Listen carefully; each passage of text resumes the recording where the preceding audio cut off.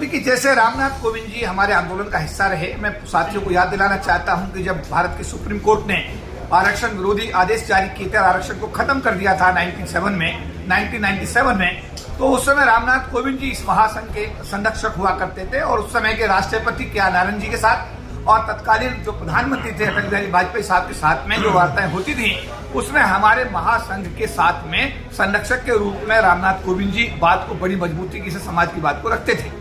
और शपथ लेने से पहले उन्होंने मुझसे खुद कहा था कि चौधरी जी, आज बाबा साहब डॉक्टर भीमराव अम्बेडकर का सपना साकार होते हुए आप देख रहे हैं। मैंने कहा जी सर, और ऐसा है कि मैं शपथ लेने के बाद में फिर मिलकर के आगे की बात तय करेंगे, लेकिन राष्ट्रपति का प्रोटोकॉल, बहुत सारी चीजें ऐसी होती हैं जिनके रहते हुए जो उनके मन में था शायद वो नहीं कर पाए। नमस्कार, मैं शंभू कुमार सिंह और आप देख रहे हैं नेशनल दस्तक। आज एससी डिपार्टमेंट के चेयरमैन, जो एससी कमीशन है उसके जो प्रमुख हैं सापला साहब, वो आए थे एससी एसटी फेडरेशन के दफ्तर में। मेरे साथ केपी चौधरी हैं। आप सब जानते हैं, किसी परिचय के मोहताज नहीं हैं।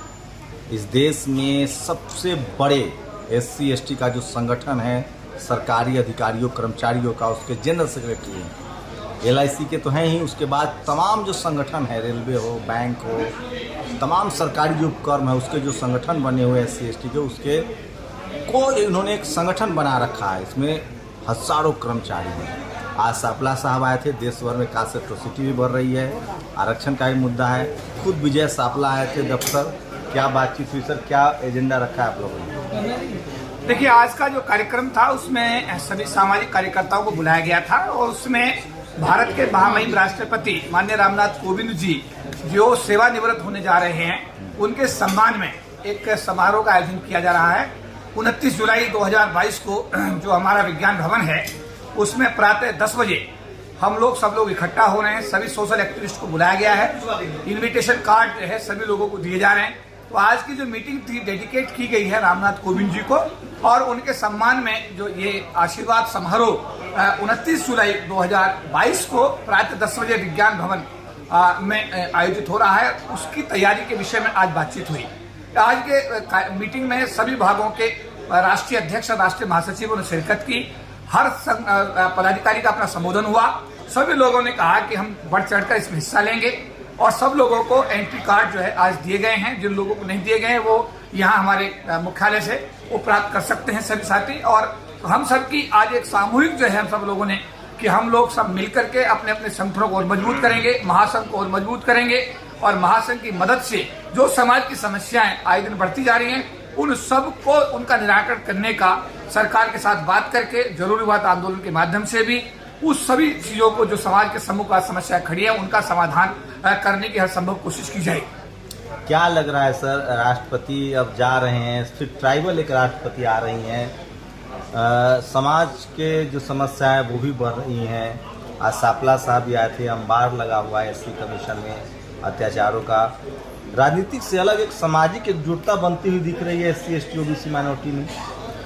देखिए, जैसे रामनाथ कोविंद जी हमारे आंदोलन का हिस्सा रहे, मैं साथियों को याद दिलाना चाहता हूं कि जब भारत की सुप्रीम कोर्ट ने आरक्षण विरोधी आदेश जारी किए थे, आरक्षण को खत्म कर दिया था 1997 में, तो उस समय रामनाथ कोविंद जी इस महासंघ के संरक्षक हुआ करते थे और उस समय के राष्ट्रपति के नारायण जी के साथ और तत्कालीन जो प्रधानमंत्री थे अटल बिहारी वाजपेयी साहब के साथ में जो वार्ताएं होती थी, उसमें हमारे महासंघ के साथ में संरक्षक के रूप में रामनाथ कोविंद जी बात को बड़ी मजबूती से समाज की बात को रखते थे।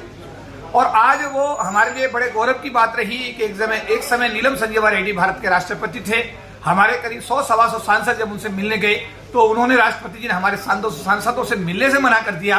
लेकिन आज ये गौरव की बात है समाज के लिए कि हमारे समाज का व्यक्ति, जो हमारे समाज का अभिन्न अंग है, हमारे सामाजिक आंदोलन का हमेशा हिस्सा रहा है, राज्यसभा के वो सांसद रहे हैं, बिहार के गवर्नर रहे हैं, और अब 5 साल भारत के महामहिम राष्ट्रपति पद को उन्होंने सुशोभित किया है और वो अभी जुलाई के एंड में वो रिटायर हो रहे हैं। तो उनके इस जो सेवानिवृत्ति है उसके अवसर पर उनको एक आशीर्वाद समारोह का जो आयोजन किया जा रहा है। मैं अपील करता हूं समाज के हर आम और खास से, हर नेता से, हर अभिनेता से, हर व्यक्ति से, हर अधिकारी से, कर्मचारी से, समाज के हर व्यक्ति से मैं ये कहूंगा कि आप लोग विज्ञान भवन में 29 जुलाई को हर हालत में प्रातः 10 बजे पहुंचे और अपने रामनाथ कोविंद जी जो हमारे अपने समाज से हैं और हमारे भारत के प्रथम नागरिक का जो उन्होंने पद को सुशोभित किया है भारत के राष्ट्रपति के रूप में, हम सब उनके सम्मान समारोह में, उनके आशीर्वाद समारोह में आकर के अपनी भागीदारी निश्चित करें। साथ साथ जो हमारी नई राष्ट्रपति हो रही है हमारे समाज के लिए, अनुसूचित जाति समाज से हमारे रामनाथ कोविंद जी आते हैं, अनुसूचित जनजाति समाज से हमारी बहन द्रौपदी मुर्मू जी आती हैं।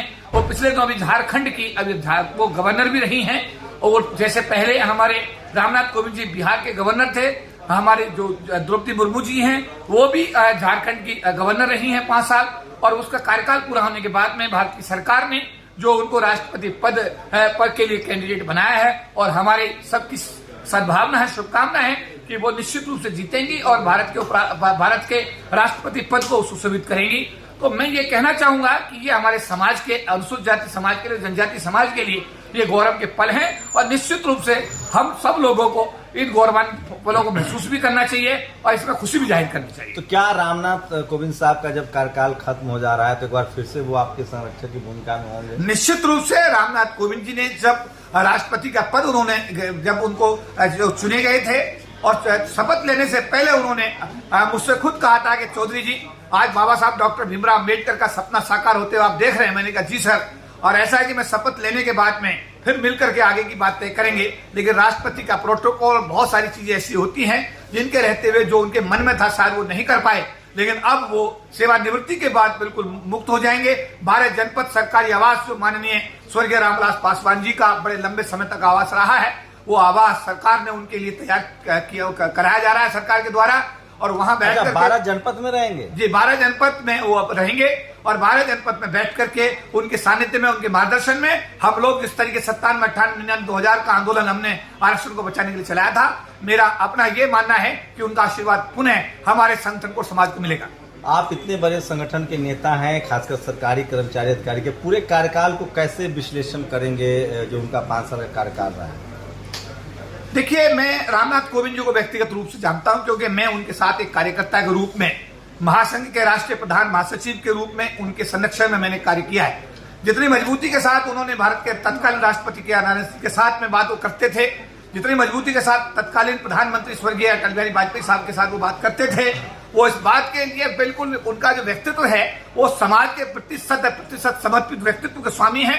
लेकिन राष्ट्रपति पद की गरिमाएं होने के कारण वो जो सोचते हैं, जो करना चाहते हैं, शायद वो नहीं कर पाए। और मेरा ऐसा मानना है कि सेवानिवृत्ति के बाद में जिस तरीके से 97, 98, 99, 2000 में समाज के आंदोलन का वो हिस्सा रहे, समाज को उनका पूरा आशीर्वाद मिला, समाज को उनका पूरा मार्गदर्शन मिला, समाज के आंदोलन को उन्होंने मजबूत देने का काम किया। आने वाले समय में हम ये उम्मीद करेंगे रामनाथ कोविंद जी से कि उनका आशीर्वाद उसी तरीके से हमारे महासंघ के साथ और समाज के साथ रहेगा। आप चूंकि आपके साथ लाखों कर्मचारी जुड़े हैं, सापला साहब का कार्यकाल कैसे देख रहे हैं जिस तरह से वो दोबारा एससी कमीशन में लाए गए?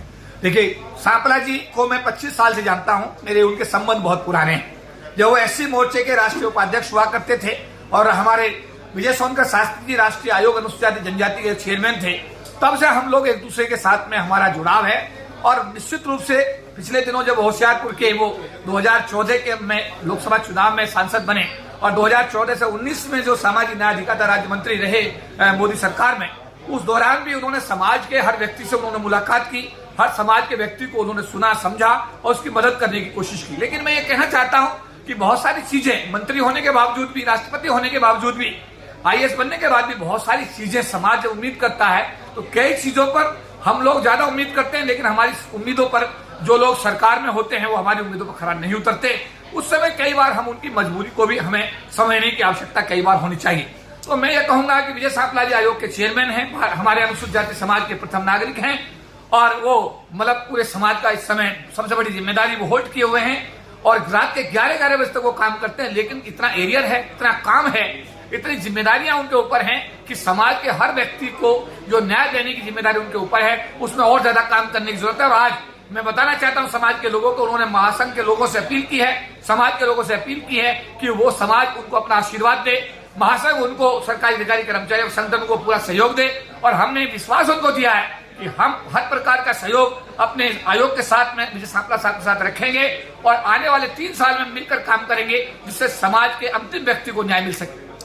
एक आखिरी सवाल सर, एक बार फिर से बता दीजिए, तारीख क्या है? विज्ञान भवन में किस तरह का आयोजन आप लोग करने जा रहे हैं? विज्ञान भवन में 29 जुलाई 2022 को शुक्रवार का दिन है। प्रातः 10 बजे सभी लोग विज्ञान भवन में कार्ड के साथ उसमें एंट्री होगी। माननीय रामनाथ कोविंद जी जो अब तक भारत के महामहिम राष्ट्रपति पद को सुशोभित कर रहे थे, उनकी सेवानिवृत्ति पर आशीर्वाद कार्यक्रम उनके सम्मान में किया जा रहा है।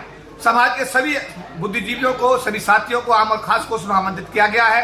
कार्ड लेने के लिए आप लोग कनॉट प्लेस का जो मुख्यालय F19 United India life building, middle circle, Connaught Place, opposite gate number 6, Palika बाजार, कनॉट प्लेस, नई दिल्ली में आप आकर के इन्विटेशन कार्ड यहां से ले सकते हैं। आपकी एंट्री कार्ड के माध्यम से होगी।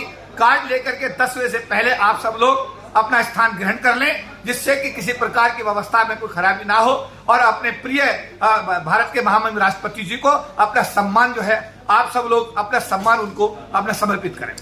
चलिए, ये बड़े संजोग की बात है कि भारत के महामहिम जब रिटायर होंगे तो वो रामविलास पासवान के उस बंगले में, जिसमें रामविलास जी ने लंबा राजनीतिक जीवन जिया है, उसी में 12 जनपद रहने जा रहे हैं। इसी से एक वाकया याद आता है, चौधरी साहब ने भी बताया, 100 के करीब सांसद गए थे, उसमें रामविलास पासवान भी थे।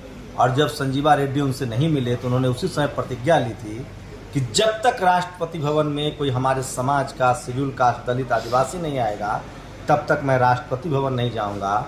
और जब मंडल कमीशन लागू हुआ 92 में, जब वीपी सिंह प्रधानमंत्री बने, रामविलास पासवान सोशल जस्टिस मंत्री बने, और उसी समय भारत को एक यशस्वी, ज्ञानी और ताकतवर राष्ट्रपति मिला जिनका नाम था KR नारायणन साहब। संजोग है। और अब रामनाथ कोविंद जी, उसके बाद रामविलास पासवान फिर राष्ट्रपति भवन जाने लगे। अब उसी आवास में रामनाथ कोविंद जी रहेंगे। शोषित वंचित समाज की लड़ाई सम्मान की लड़ाई है, उसको प्रतीकों में भी समझिए। इस देश में डेमोक्रेसी नहीं होती, बाबा साहब का संविधान नहीं होता, तो क्या मजाल है कि कोई SC ST OBC माइनॉरिटी का आदमी, किसान जाति के लोग राष्ट्रपति भवन तक पहुंच जाते हैं। ये भी एक बड़ा माइलस्टोन है। आपके मन में तमाम सवाल घूमर रहे होंगे। सवाल यह है कि कहीं से शुरुआत तो होनी चाहिए। KP चौधरी उसी का नाम है। तमाम विकट परिस्थितियों में नौकरी में रहें, तब भी नहीं है तब भी संगठन को, समाज को मजबूत करने की कोशिश कर रहे हैं। बहुत प्रतिज्ञावादी भी होना बहुत ज़रूरी है, लेकिन एक बात तो तय है कि जिस समाज को पानी पीने के लिए संघर्ष करना पड़ा है, उसको सत्ता में बने रहने के लिए और लंबा संघर्ष करना पड़ेगा। अपनी प्रतिक्रिया जरूर दीजिए। शुक्रिया सर, हमसे बातचीत करने के लिए। मैं साथियों एक निवेदन और करना चाहता हूं कि कई लोग जो इस कार्यक्रम में हिस्सा लेना चाहते हैं, वो लोग एक मोबाइल नंबर 9810536408 या लैंडलाइन 01123716640 पर भी आप लोग संपर्क कर सकते हैं। एक बार फिर से रिपीट कीजिए। 9810536408 और जो लैंडलाइन है 011 यानी 01123716640 पे आप संपर्क कर सकते हैं। तो ये इनकी कर्मठता है कि आज के दौर में भी मोबाइल नंबर और लैंडलाइन नंबर जो है वो चौधरी साहब को याद है। जरूर शामिल होइए और उस ऐतिहासिक पल को महसूस कीजिए। जी धन्यवाद। जय भीम, नमोबुद्धाय। नेशनल दस्तक की आपसे गुजारिश है कि अगर इसको बचाना चाहते हैं तो नेशनल दस्तक को सब्सक्राइब करने के लिए रेड कलर के सब्सक्राइब बटन को दबाएं, फिर बेल आइकन की घंटी दबाएं। नेशनल दस्तक को बचाने के लिए बहुत जरूरी है कि हर खबर को शेयर करें, लाइक करें, कमेंट जरूर करें।